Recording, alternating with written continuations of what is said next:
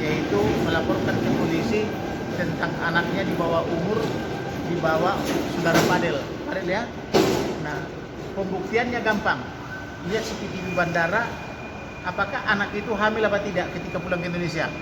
Nah, kalau hamil, di mana sekarang anak itu? Berarti ada aborsi. Kalau tidak hamil berarti dugaan itu tidak terjadi, tidak hamil putrinya.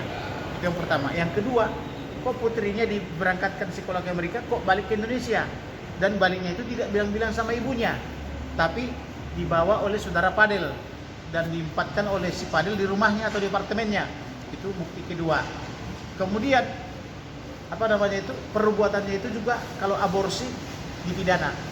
Kalau aborsi dia itu berarti pembunuhan terencana.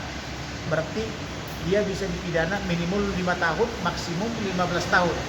Terutama yang ahli-ahli klinik, ahli-ahli medis yang melakukan aborsi kepada putrinya Nikita itu dipidana, harus dipidana.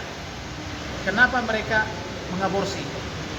Dan itu termasuk pembunuhan terencana. Karena anak ini dibunuh adalah atas keinginannya, maka inilah pembunuhan terencana atau abortus criminalis provocatus. Kalau misalnya aborsinya adalah alasan kesehatan atau alasan demi menyelamatkan ibunya, tentu ada perkawinannya, ada prosesinya. Kemudian dia aborsi pun dia ada alasan klinisnya, ada alasan kesehatannya. Maka itulah abortus provocatus klinis atau demi kesehatan ibunya gitu loh.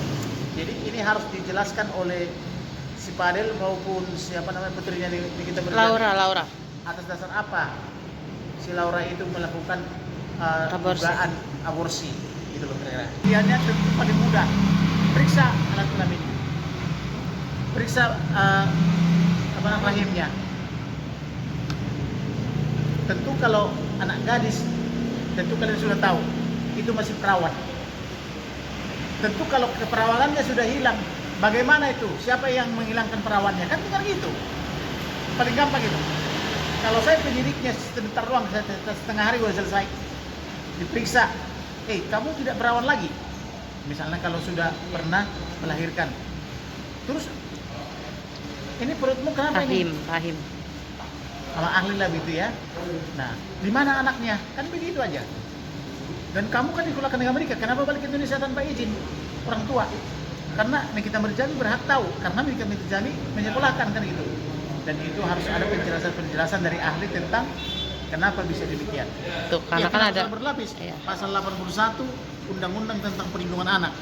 Itu minimal 5 tahun, maksimum 15 tahun. Kemudian kena lagi tidak pidana menghilangkan anak. Itu. Menghilangkan nyawa ya, Bang. Menghilangkan nyawa dengan sengaja. Oke.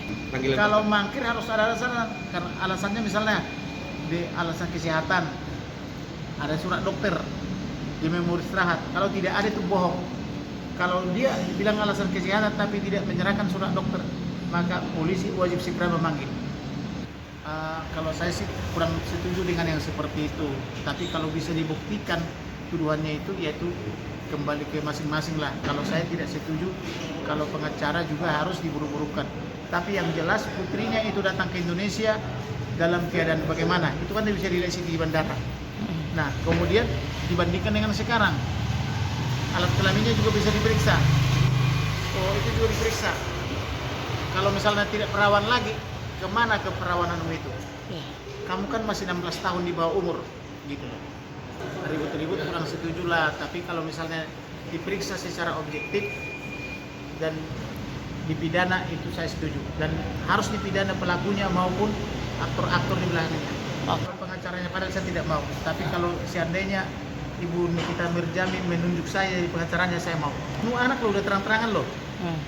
Membunuh anak di bawah umur. Itu kan kekejaman itu. Meskipun belum ketahuan, saya setuju dengan pembunuhan.